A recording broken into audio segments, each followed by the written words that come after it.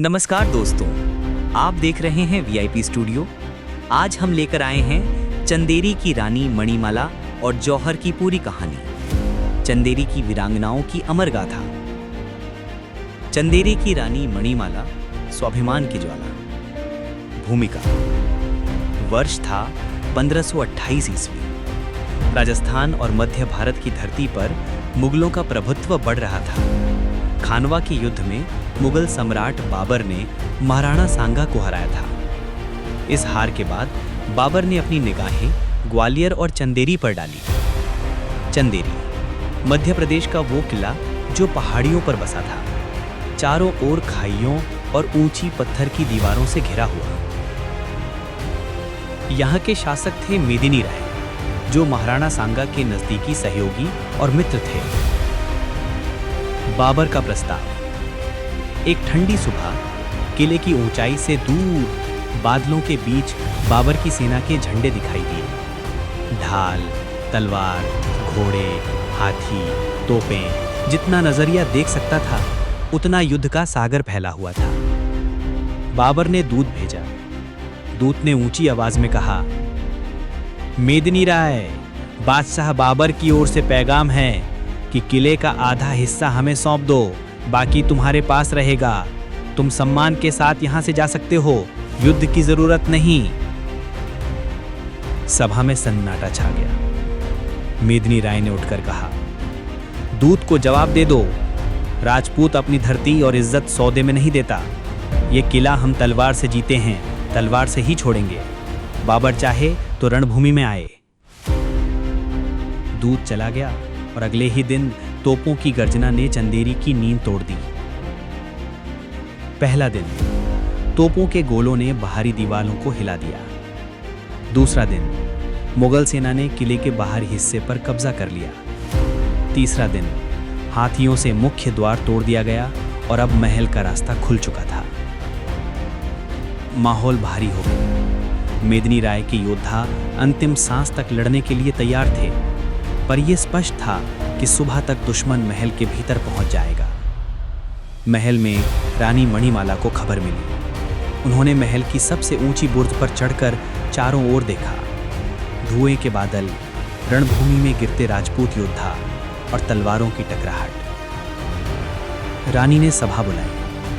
केसरिया वस्त्र पहने, माथे पर तिलक लगाए, वे गर्व से बोली, बहनों, हमारे पतियों और भाइयों की तलवारें आज आखिरी सांस तक लड़ेंगी, पर हम दुश्मन के हाथ नहीं लग सकते। हमारी लाज, हमारी मर्यादा, हमारी आत्मा, इन्हें बचाने का एक ही रास्ता है, जौहर। महल में रोने की आवाज गूंजी, पर कोई विरोध नहीं हुआ। सभी ने संकल्प ले लिया। अग्निकुंड की तैयारी। महल के आंगन में लकड़ियों का विशाल ढेर लगाया गया। घी, कपूर और चंदन से उसे भिगोया गया ताकि आग एक ही बार में भड़क उठे। ढोल नगाड़ों की धीमी थाप, चूड़ियों की खनक और हवा में घी कपूर की महक सब मिलकर एक गंभीर वातावरण बना रहे थे। रानी मणिमाला ने अंतिम बार अपने कक्ष में जाकर आरती की थाली उठाई, महल के मंदिर में दीप जलाया और कहा, हे ईश्वर, ये शरीर तेरा है, इसे तेरे हवाले करती हूं, मेरी आत्मा को शक्ति देना। जौहर का क्षण। रानी सबसे आगे बढ़ी। उनके पीछे 1600 से अधिक स्त्रियां, कुछ माएं, कुछ बहनें, कुछ नवविवाहिता दुल्हनें, सब ने केसरिया चुनरी ओढ़ ली। ढोल नगाड़ों की गति तेज हुई। रानी ने आकाश की ओर देखा, आंखें बंद की और कहा, हमारा बलिदान आने वाली पीढ़ियों को याद रहेगा। और उन्होंने अग्निकुंड में छलांग लगा दी। एक के बाद एक सभी स्त्रियां आग की लपटों में समा गईं। आकाश लाल हो गया और चंदेरी की रात में वो ज्वाला अमर हो गई। बाबर की प्रतिक्रिया। सुबह जब मुगल सेना ने महल में प्रवेश किया तो अग्निकुंड राख में बदल चुका था। राख के बीच केसरिया वस्त्रों के टुकड़े और चूड़ियों के अवशेष चमक रहे थे। बाबर यह दृश्य देखकर स्तब्ध रह गया। उसकी चौथी पत्नी ये समाचार सुनकर बेहोश हो गई। बाबर ने धीरे से कहा, ये जीत मुझे भारी लग रही है। यहाँ जश्न मनाने का कोई हक नहीं। उसने विजय का जश्न मनाने से इनकार कर दिया, घायल अहमद खान को चंदेरी का सूबेदार बनाया और चुपचाप वहां से चला गया। अमर स्मारक। आज भी चंदेरी के किले में जौहर स्थल मौजूद है। बाद में स्थानीय लोगों ने यहाँ जौहर स्मारक बनवाया। पत्थर का चबूतरा जिस पर कीसरिया झंडे लहराते हैं, और पास में एक छोटा मंदिर है जहाँ रोज दीप जलता है। दीवारों पर खुदे शब्द बताते हैं, यहाँ 1528 ईस्वी में रानी मणिमाला और 1600 वीरांगनाओं ने अपनी मर्यादा की रक्षा के लिए अग्नि को अपनाया।